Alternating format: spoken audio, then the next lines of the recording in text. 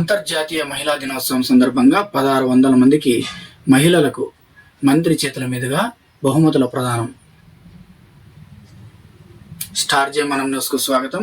మహిళలు సంక్షేమం మరియు సాధికారతలో కూటమి ప్రభుత్వం పెద్దపీట వేస్తుందని రాష్ట్ర మంత్రి సవిత పేర్కొన్నారు. అంతర్జాతీయ మహిళా దినోత్సవం సందర్భంగా గోరంట్ల మండల కేంద్రంలోని ఇండియన్ డిజైన్ గార్మెంట్స్లో ఏర్పాటు చేసిన వేడుకల్లో ఆమె ముఖ్య అతిథిగా పాల్గొన్నారు.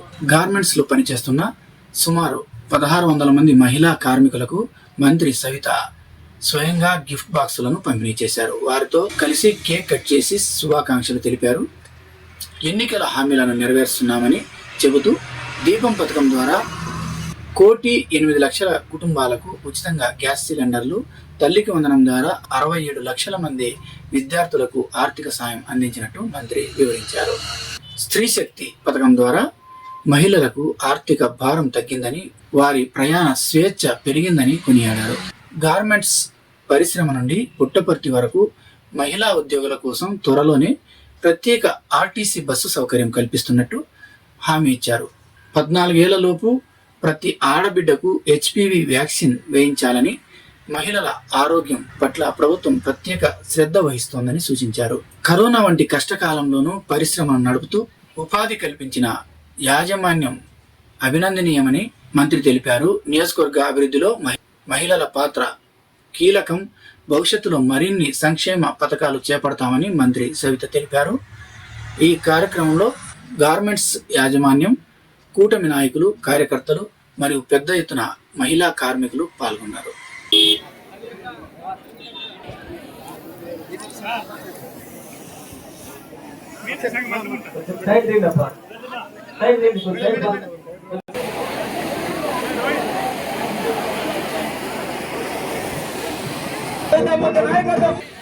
నా సోదరి సోదరీమణులందరికీ అంతర్జాతీయ మహిళా దినోత్సవ శుభాకాంక్షలు.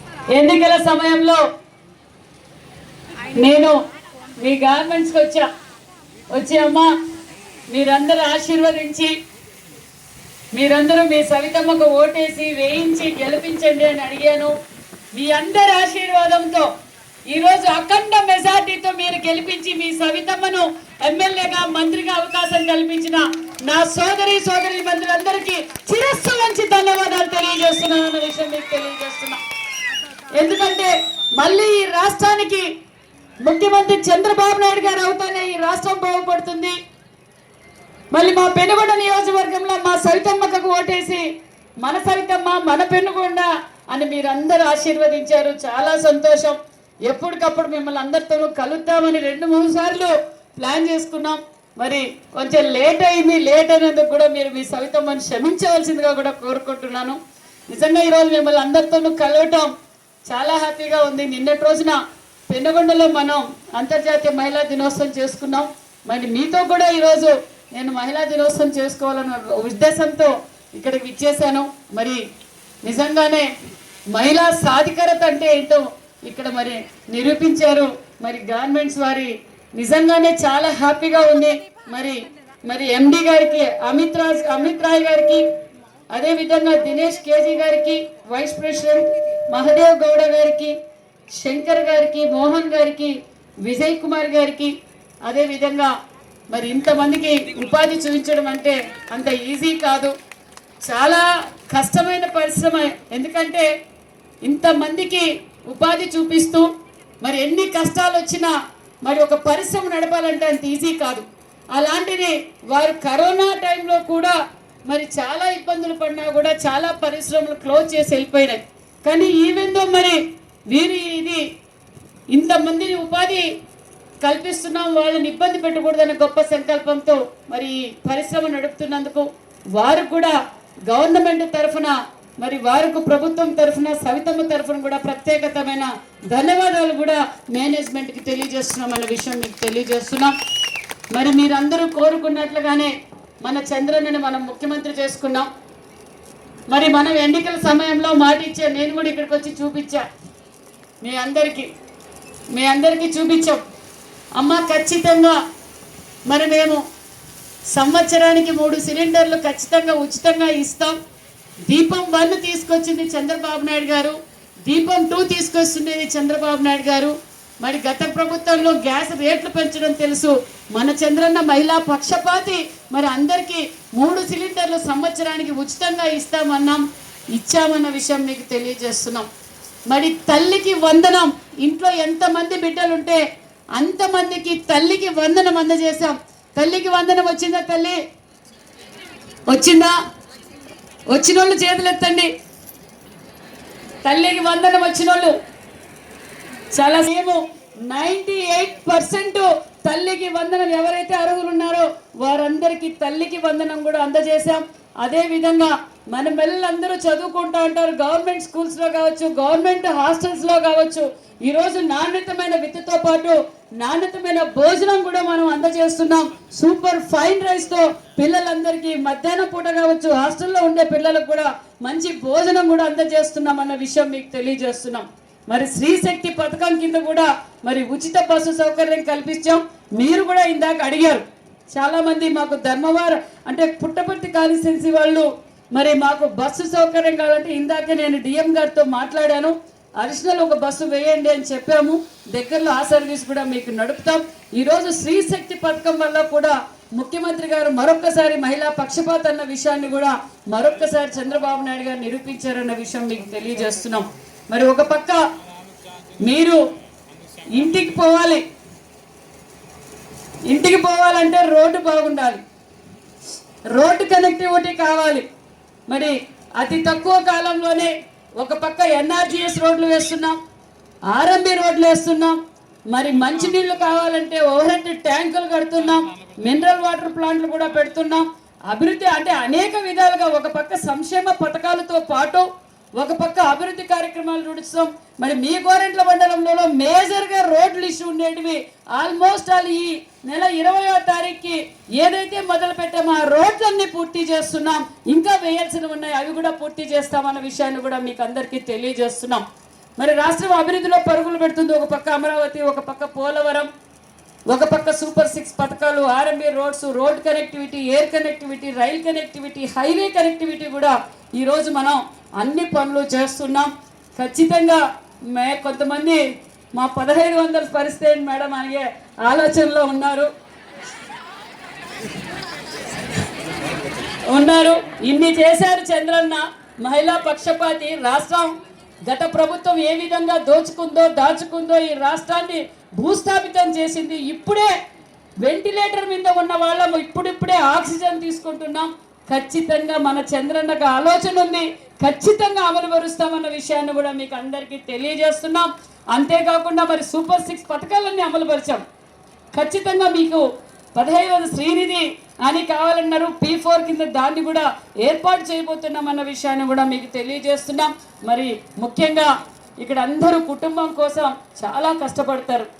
ఉదయం ఇంటి దగ్గర పని చేసుకొని ఒక పక్క భర్తతో తిట్టించుకొని ఒక పక్క అత్తతో తిట్టించుకొని అయినా మరి డ్యూటీలకు వస్తారు. మనం మహిళలు చాలా ఓపికైన వాళ్ళం, ధైర్యానికి మారు పేరు, సేవకు మారు పేరు, మరి సమయస్ఫూర్తికి మారు పేరు మనం స్త్రీలు. నేను తెలియజేసేది ఒకటే, ఇక్కడ ఉన్నవారు చాలా నిబద్ధతతో కుటుంబానికి ఆసరాగా ఉండాలి, మన పిల్లలు కూడా విద్యావంతులు చేసుకోవాలి, మన పిల్లలు కూడా బాగుండాలి, భర్తకు చేదోడు వాదోడుగా ఉండాలని గొప్ప సంకల్పంతో మీరందరూ పనిచేస్తున్నారు. మరి మన ఆరోగ్యం కూడా మనం చూసుకోవాలి.